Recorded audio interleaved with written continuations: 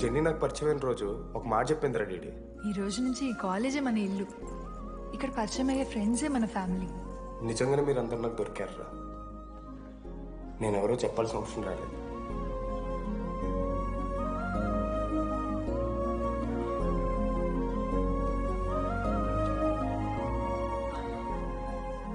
అశోక్ 8340. ఏంట్రా ఇది? నువ్వు కోటీశ్వరుడి కొడుకు అని తెలియకుండా నీ బియర్లకి నేను ఖర్చు పెట్టిన పైసలు బడివి. పావలా కూడా ఇవ్వను. ఏంది లాంటి మా వీడు?